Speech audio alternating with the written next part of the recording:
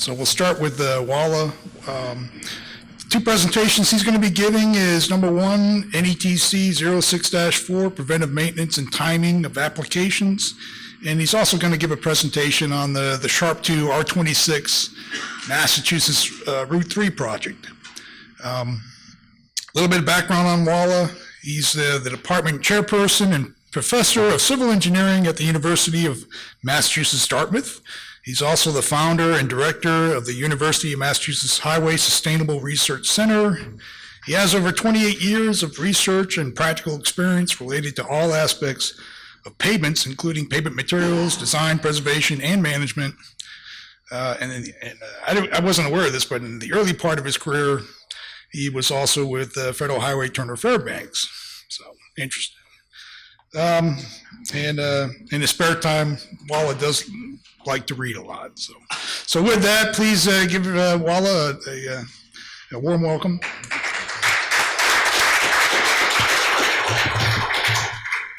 As Steve mentioned, I'm going to talk about two topics. The first one is the Sharp 2 renewal product 26, mainly the Massachusetts Route 3 northbound. And then I'm going to talk about a NETC project, also give you a brief presentation. NETC stands for New England Transportation Consortium, and that project had to do mainly with the timing when you apply your pavement preservation. So for the first presentation, which is Route 3, I'm going to start by giving you a brief background about the project itself, but then where our involvement was mainly in lab testing these materials. So I'm going to show you some of the data that we have. But just a brief background, some of you, I'm sure, or all of you know this, the FSWA and AASHTO developed an initiative to implement the products out of Sharp 2, which I think was a brilliant initiative. And with that initiative, agencies can get an assistance to be as a lead state or what they call a lead adopter. So Massachusetts took the lead, MassDOT, to do a pavement preservation project, and that's where Route 3 come in. I hope Ed comes back because some of the slides that I'm going to use are from his own presentation on Route 3. So having said that, I just first want to thank Ed Naris from MassDOT. All of you know Ed. He's the technical representative from MassDOT. And Alex Osterman is a senior research engineer that works with me at the Highway Sustainability Research Center. Just for you who don't know the Highway Sustainability Research Center, our main focus is on sustainability, which is using recycled materials, but also implementing pavement preservation. Most of our work in pavement preservation have focused mainly on thin lifts and recently microsurfacing with the HYMA product was used. So anyway, Sharp 2 has four broad areas of emphasis: highway safety, renewal, reliability, and capacity. For the renewable, the focus for renewable area was to develop, design, and construction methods that cause minimal disruption to the traveling public and produce long-lived facilities to renew the aging highway infrastructure. So just reading this right away, the first thing that comes to my mind, or anyone's mind, is pavement preservation. So this product, which is going to be R26, addresses bridges, non-destructive testing techniques, and pavements, project delivery utilities, and railroads. Again, I'm still with the background. We're going to get to the test data soon. So the Sharp 2 renewal product R26 developed under Sharp 2 was, here's the title for it, Preservation Approaches for High Traffic Volume Roads. So MassDOT, as a lead state, they selected Route 3 because it's a high traffic road. Out of the R26, the pavement preservation strategies that came out of it, or products, is a huge list here. And crack filling, crack sealing, microsurfacing.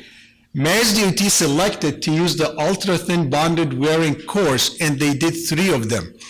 And the difference between the 3 was the binder type that they used, the asphalt binder that was used in each one of those. One of them was a virgin binder, and one was a polymer modified, and one was a rubber modified. Okay? So, when I mentioned about the initiative that they came up with, the FHWA and AASHTO, It's called the Solution Implementation Assistance Program Initiative. Through that, MassDOT served as a lead adopter by hosting a pilot project to implement some of the strategies identified in product R26, which are these products. So strategies consisted of 3 ultra-thin bonded overlay mixtures, as I mentioned, and the main difference between those 3 was the asphalt binder used. They used a control, which has, I believe, a 6428, an asphalt rubber, and a polymer modified binder. On the shoulders, they also used 4 types of fog seals: control, maltine, gilsonite, and polymer.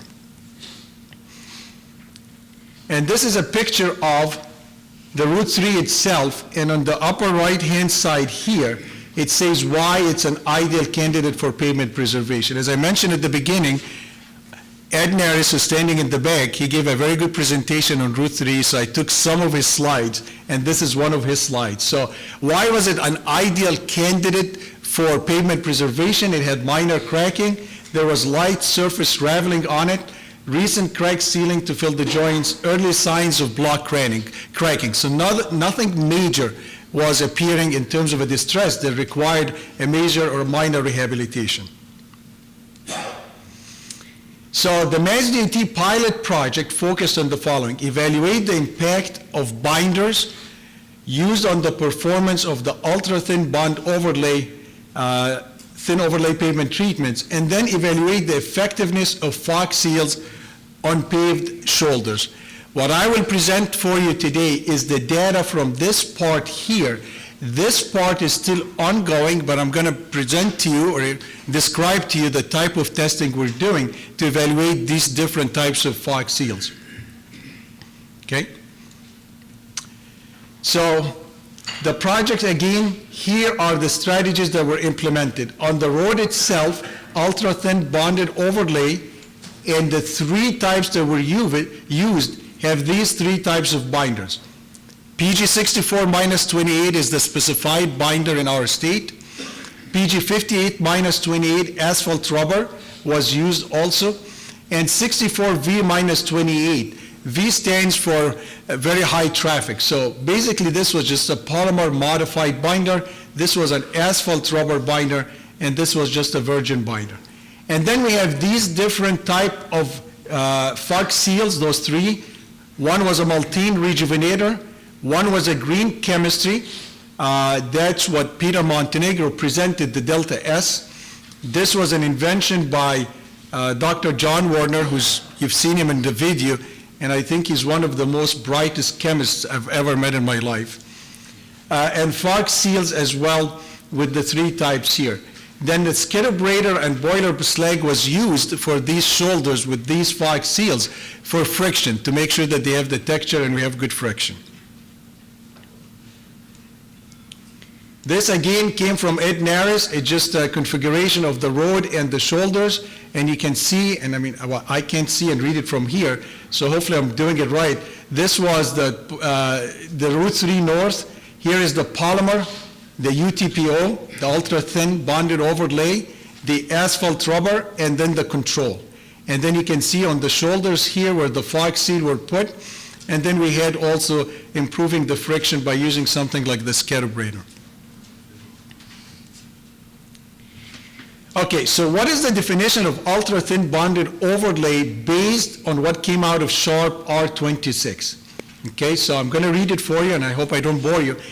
It's known as ultra-thin friction course and ultra-thin bonded wearing course, and may be used as alternative treatment to chip seals, microsurfacing, or thin HMA overlays.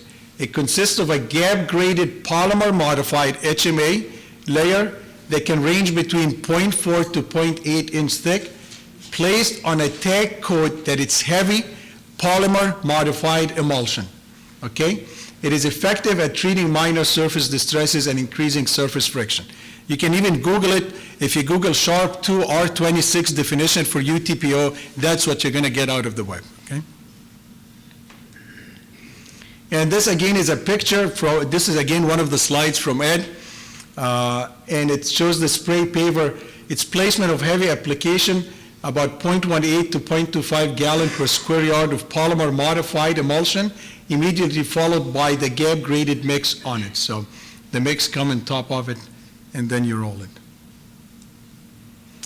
So now, here's where we come in at our center. Basically, we wanted to look, especially for these UTPOs, the ultra-thin bonded overlay, what is the effect of the binder on the performance of these mixes? So we got plant-produced mixes in our lab, and we looked at the following. We wanted to look at rotting and moisture susceptibility. We wanted to look at reflective cracking, intermediate temperature cracking, low temperature cracking, and then properties after extended aging. What if we extend age the mix? How they're going to perform in terms of cracking?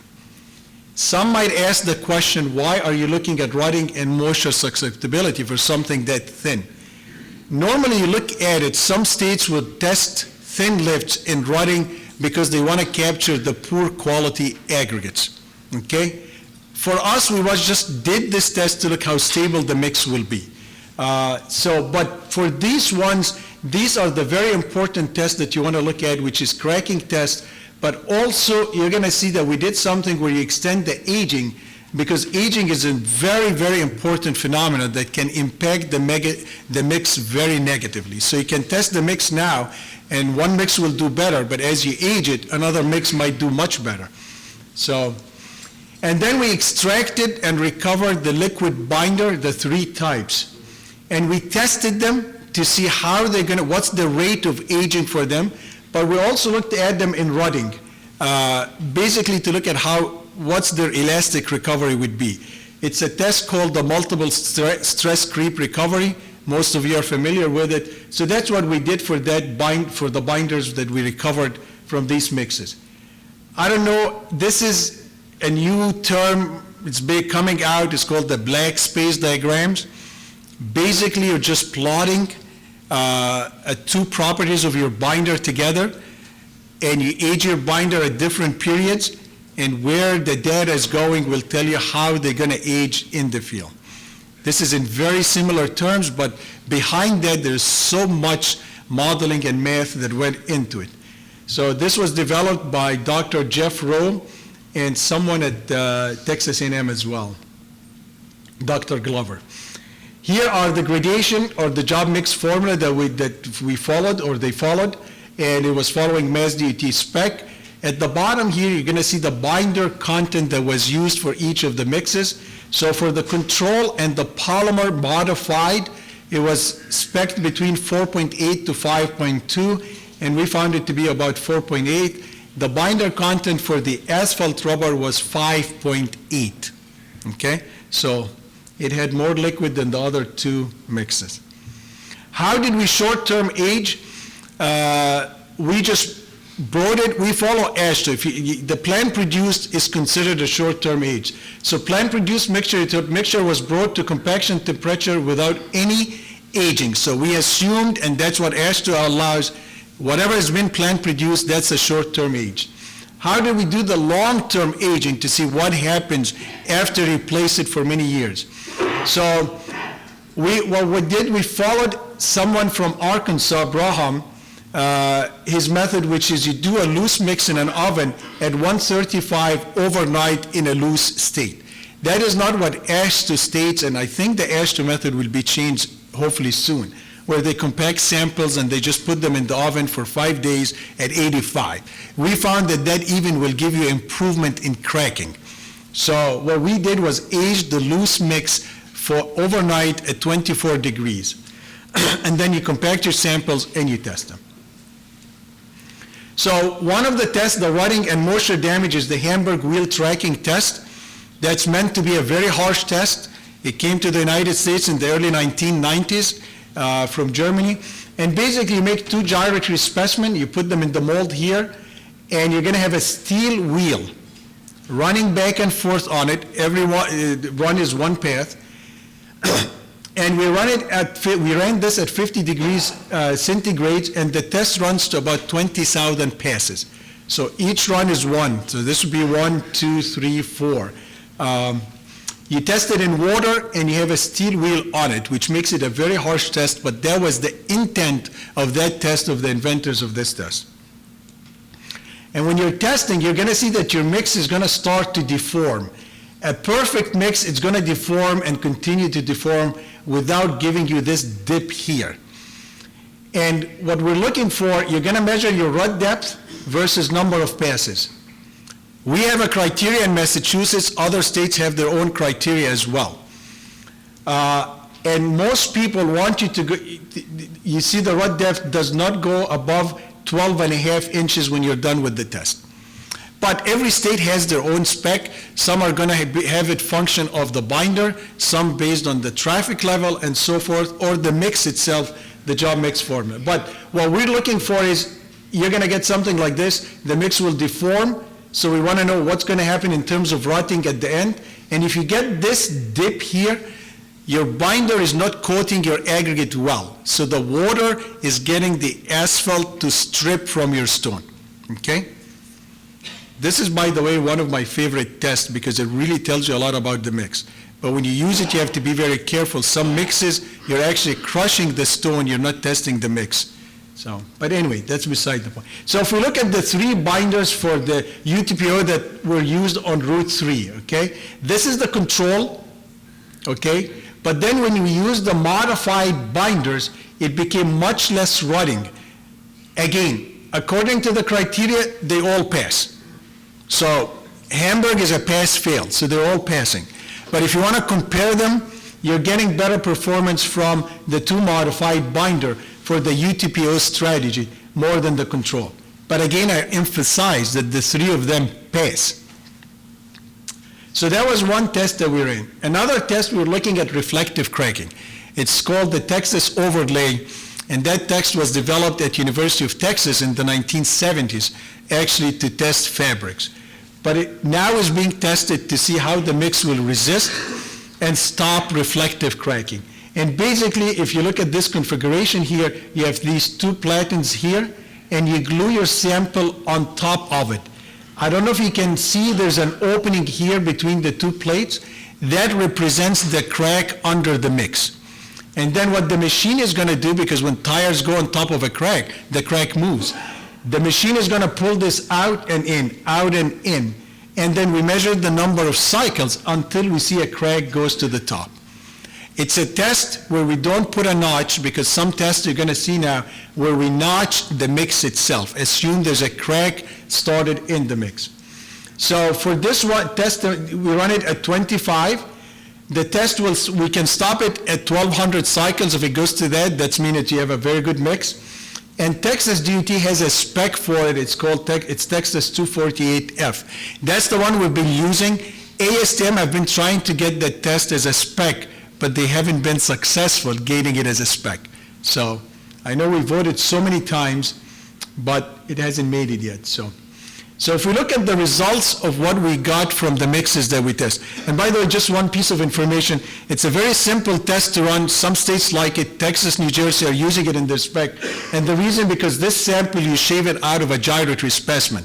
So if you have a specimen or a core, you just shave it until you get the size that is required for this test.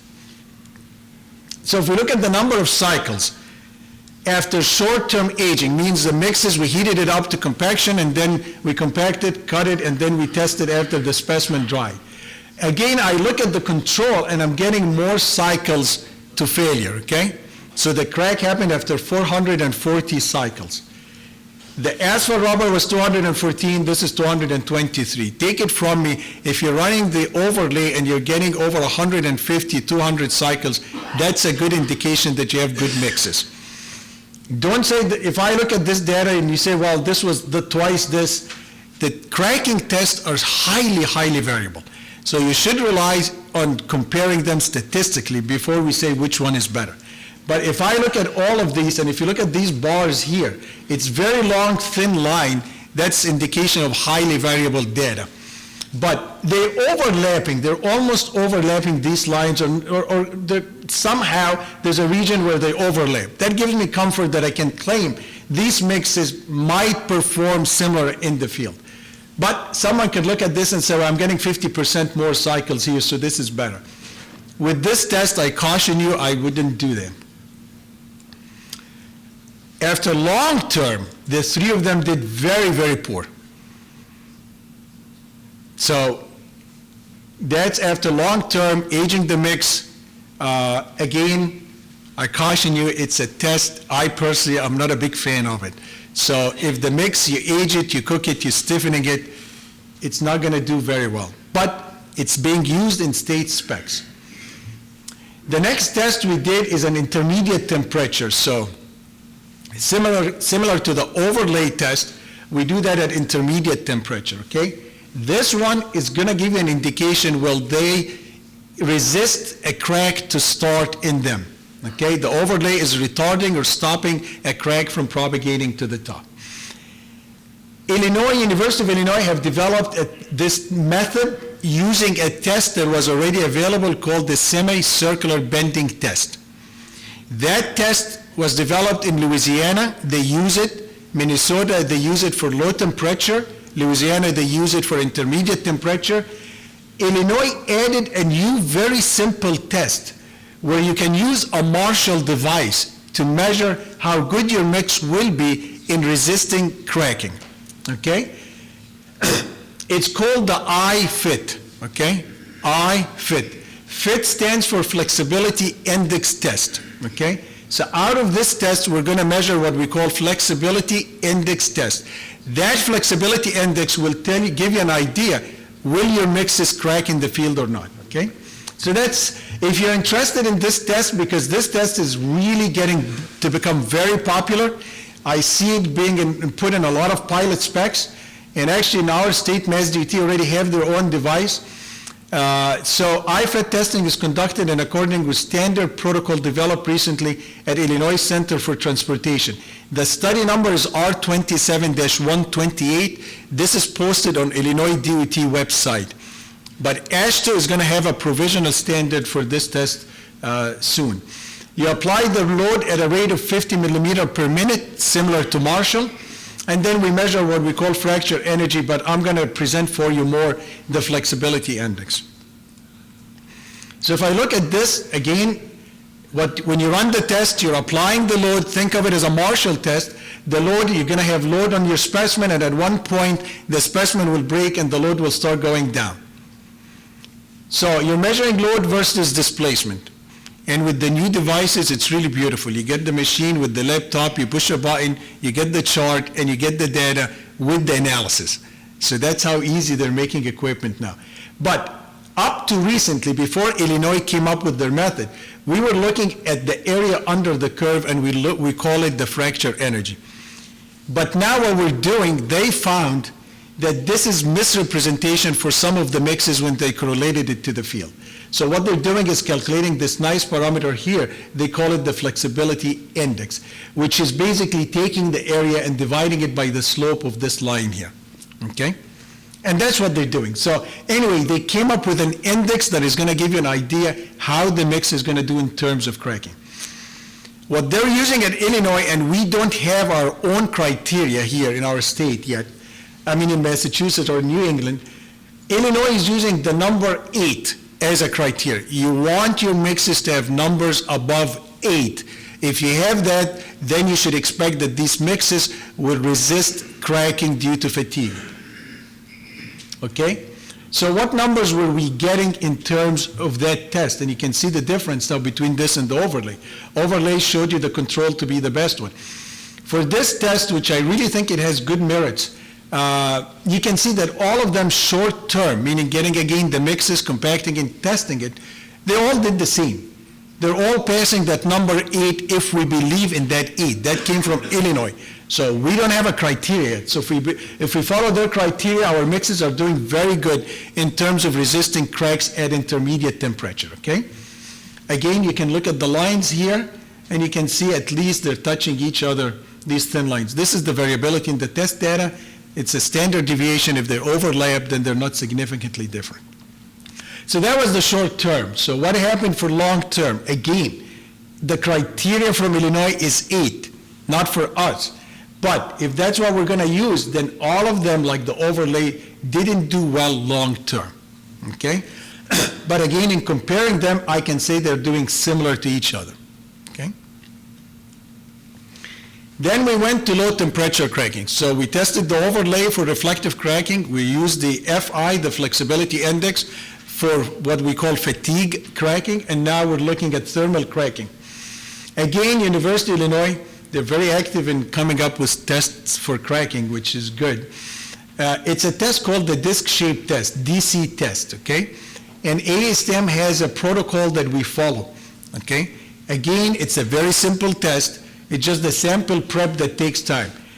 This sample here, and I apologize also for this one, I forgot to mention. For this test here, we start the test by cutting a notch in the mix. So we're assuming there's a crack in the mix, and we're trying to see how long it's going to take to propagate. I don't know if it's obvious to see it, but you can see at the top of the notch there's a crack. This is a specimen that was being tested, how the crack developed. So for the thermal cracking, we're doing the same thing. Okay, we're going to assume that we have a crack, which is this notch here. And you're making 2 holes in your specimen, and look at these 2 pieces here. And all what we're doing is trying to open the specimen at a cold temperature. Like it's it, you put your 2 fingers in these holes and try to see how strong this mix is not to break. And that's what we're doing, actually. And with that, we calculate what we call the fracture energy. And we have a criteria, and I believe in this criteria because this came from a pooled fund. So it's not only one state. This was based on data they got from Minnesota, Illinois, and other states. So for high traffic, they want us to get this number, greater than 690 joules per meter square. Excuse me, sorry. If your mix is low and medium, you want it to be greater than 460. Now, route 3 was high traffic volume. So for this test, again, this is the 2 criteria that was developed under that pooled fund study for low temperature cracking. And we can see that the 3 of them, based on short term, all of them are meeting whatever criteria you decide, whether it's high volume, traffic, or low to moderate. So in our case, the 3 are doing very well. But in terms of thermal cracking, the asphalt rubber stood out that is doing a little bit better than this and this. Just keep in mind, this mix had more liquid to start with. Okay? So I would say the 3 of them at short term, they're doing the same to me. If you look at long term, again, taking this criteria here, the polymer modified, you would say that it didn't pass. But, so again, you got to look at the whole thing. I mean, these are criteria based on a set of data. It's not our data in New England. So again, I look at the comparison and I'm not seeing a big difference that would raise a flag to me. So again, at thermal cracking, I would say I would accept the 3 of them doing similarly. So in all the testing that we've done so far for cracking, we can tell that the 3, short-term and long-term, are acting similar to each other. It was the only test where we were looking at rotting, the Hamburg wheel tracking device, that we saw the control doing worse than the 2 modified binders, but at the same time, it's a pass. So again, for all the cracking tests that we've done on the mixes, so this was done on the mixes, we didn't see a significant difference between them. Then we moved to the binders itself because that's where we want to compare also the difference between these binders. So what we did is we used extraction and recovery. So plant-produced mixture binder was extracted and recovered for binder testing and to determine the rheological properties. These rheological properties would give me an indication of the rate of aging. Okay? And these are the 2 test methods that we followed. ASTM D2172 and 7906 for both extraction and recovery. This device is called the rotovap. So basically you're washing the binder with a solvent, think of it or a chemical, out of the stone, then you're evaporating the chemical and you take the asphalt and you test it.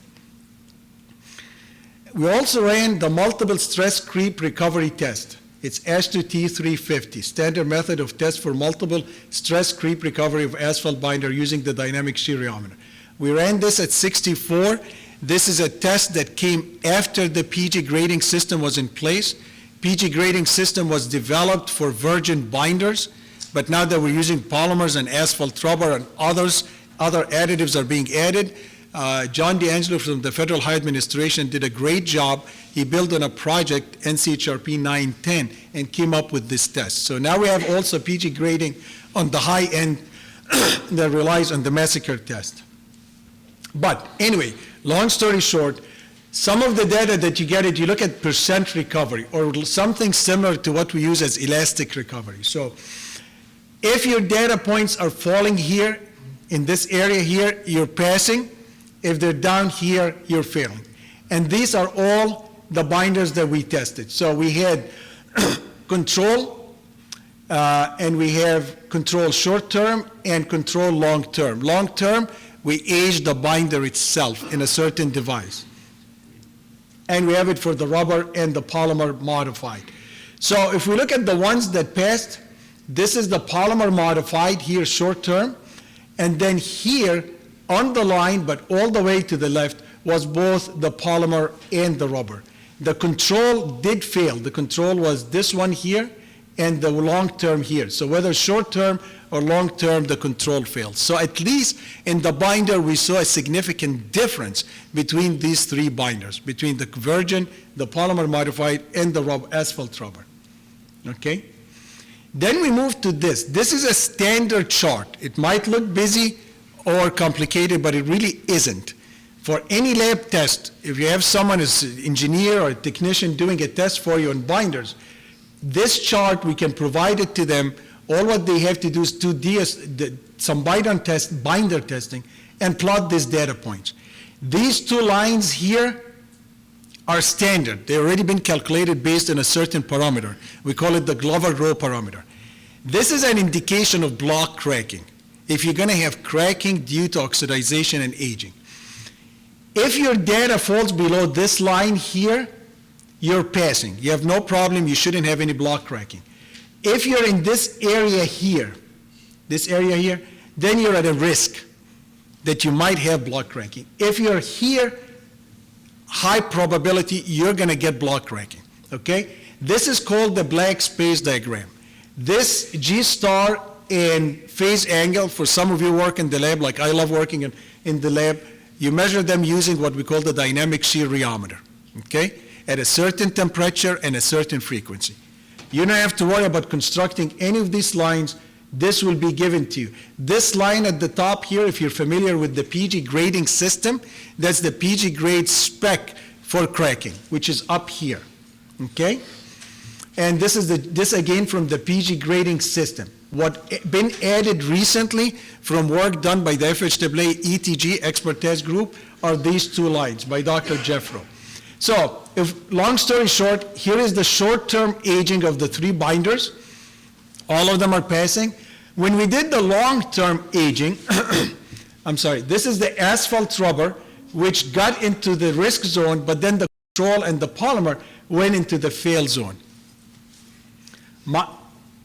When I look at data like this, I have a little bit of a concern, because if I continue aging more, when we do the PAV, the long-term aging, it's 20 hours that we're aging. What if I age it 40 hours? And I think that's what's going to happen in the near future.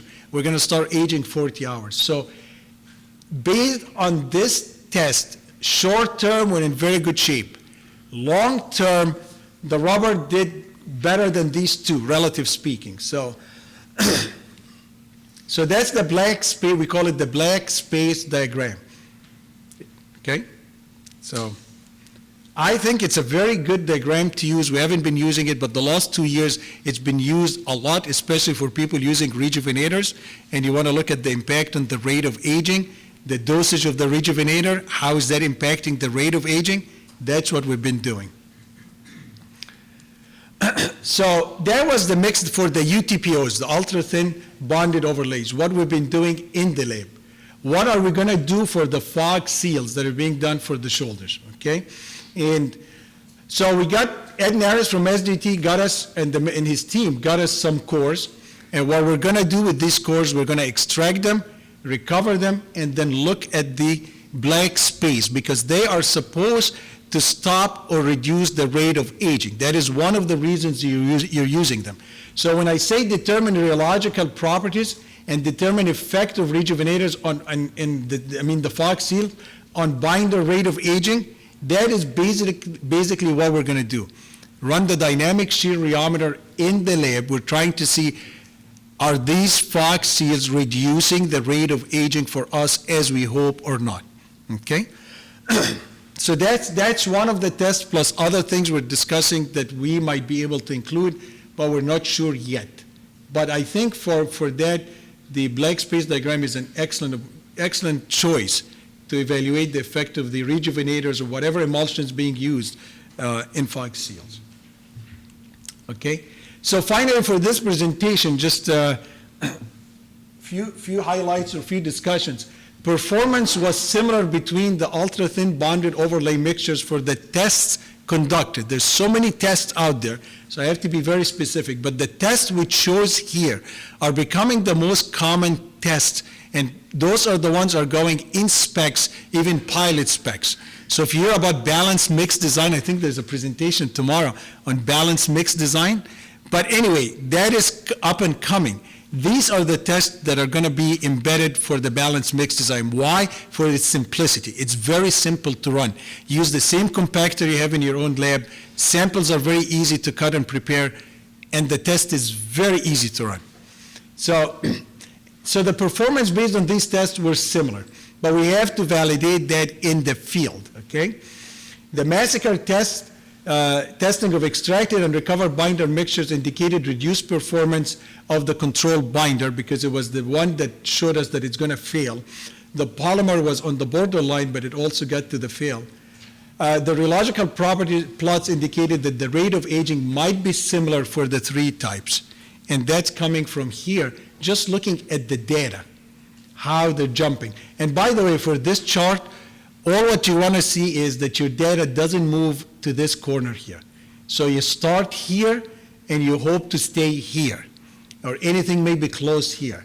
Once you get up here to the upper left corner, that is where you might have problem with block cracking, okay? So, we'll leave the questions at the end? Okay, so this will be actually a short one.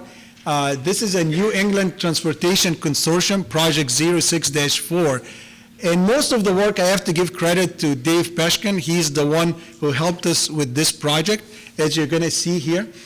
But the title of it was Preventive Maintenance and Timing of Applications. The main objective was to come up with a manual for the New England states to know when they can apply pavement preservation strategies. When can they do that? And Dave Peshkin built on what he did nationally on an NCHRP project. Okay? So what was the scope of the project? To research existing best practices for pavement preventive maintenance strategies and adopt them to the unique variety of road conditions in New England. Outline pavement maintenance techniques and the interrelationship with the timing of their application in New England. So the main focus was on timing. And honestly, Dave Peshkin was the one that I found that he did most work in that area. So he was very helpful and instrumental in doing this project. So the main objectives was develop a pavement preventive maintenance implementation manual for agencies with the New England states. And luckily we have this done. We circulated it among the committee for review. We got the first comments. Then it's being circulated again, and hopefully within a week or two we'll have it in print, and then everyone can have access to it. But under this, to do the timing, what the data we needed to collect, and we collected a lot of it through a survey that was done by his company, identify the components of a pavement preventive maintenance program in each of our states, evaluate the techniques that have been successfully used to cost-effectively extend pavement life, again, specifically to the New England states. We wanted to identify and quantify factors that influence the success of preventive maintenance, and finally determine the approximate cost of preventive maintenance techniques. All this was embedded mainly in this main objective. The main objective was to give you a tool that can help you determine when to apply pavement preservation. And actually that tool has been available, and we got it at the right time to include it in our project. And this is a curve most of you are familiar with, that the sooner you apply preventive maintenance, probably the longer you're going to get out of your pavement in terms of service life. And again, this came from one of Peshkin's reports. So here is just a sample of the questions and the results we were getting back from the New England DOTs.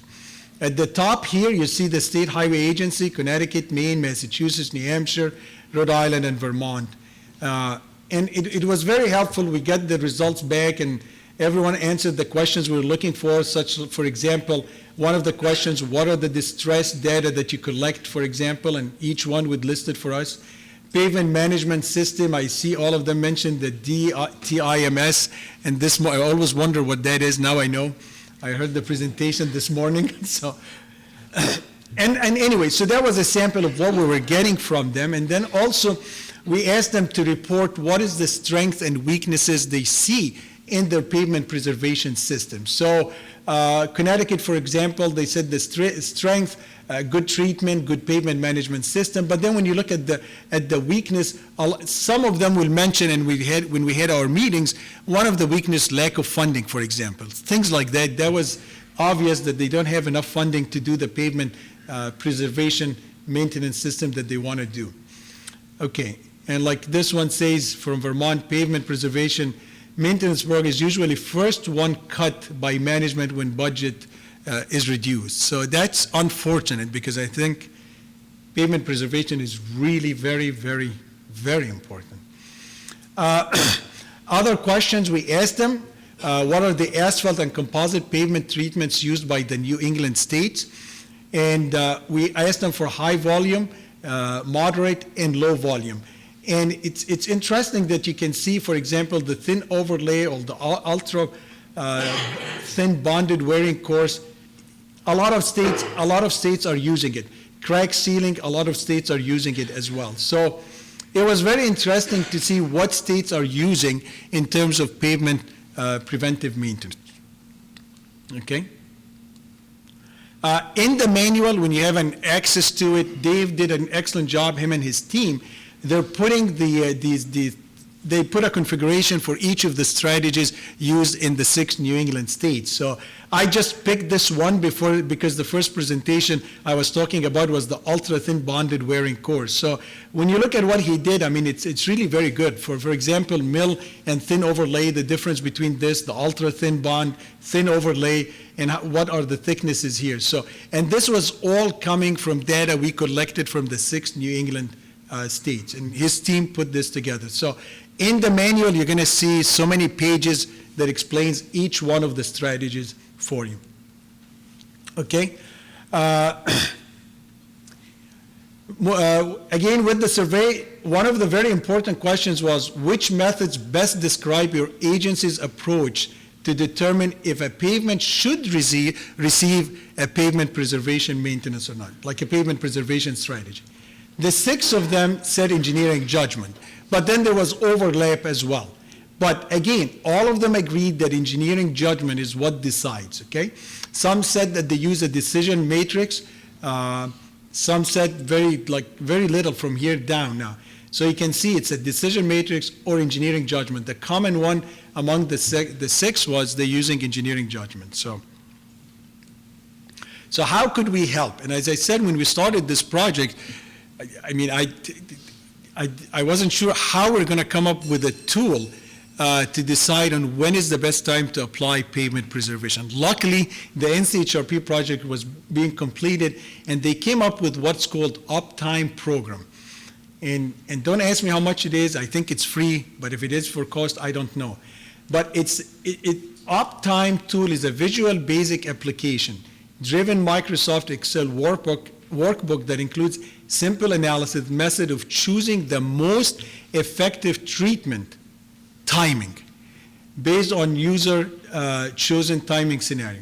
And in the manual, and I didn't put it with me because it's still under review, is we have examples of the uptime, and we got data from 2 projects. I know Connecticut was one of them, Steve. So we have data of real projects out there where we show you step by step how you can use this to end up with the timing when to apply the pavement preservation strategy. And again, this tool, I give the whole credit to Dave Peshkin and his team. They developed this under another project. He just used it in this project. So the project status as it is now, second draft to final report currently under review by the project technical committee. Once they give me their second set of comments, I hope there isn't, but if there is, I'll finalize them within a week and I'll send it back. And then the final print copies to be made available and supplied to NETC for distribution. So this manual should be available for anyone who's interested, I'm hoping within 2 weeks, unless the committee comes back with major comments, which I doubt because we already went through 1 or 2 rounds of comments. And with that, I thank you and I'll be happy to answer any questions. Yeah, I just have a question on the core depth that you're dealing with on the shoulder pavements that you're testing for aging. Ed is in the, Ed, do you remember the core for the, because this, it's very thin, but the testing we're doing, luckily, I only need like a drop of asphalt binder to do my testing, so I don't need a lot of asphalt. So. We took that to be fillet the top, I believe, half-inch, Yeah, I think it's something. as thin as Alex could cut. I've seen other states cut 3/8. We thought that was a little thin, so we cut a half. I know the extractions have been done on that, and it showed the rejuvenators soften the binder, all of them. But I know you're still. Right. Just to add up, yes, we have done the extraction, we've done the recovery on those, and what we're doing, some like, I believe the FAA has its own spec, and that's why some states are doing the 3/8, because that's where the impact of the rejuvenator, whatever you're using, should be down to. And they look at the viscosity. So it's fine and well to look at the viscosity and how viscosity is being reduced. In our lab, we're looking at the G-star.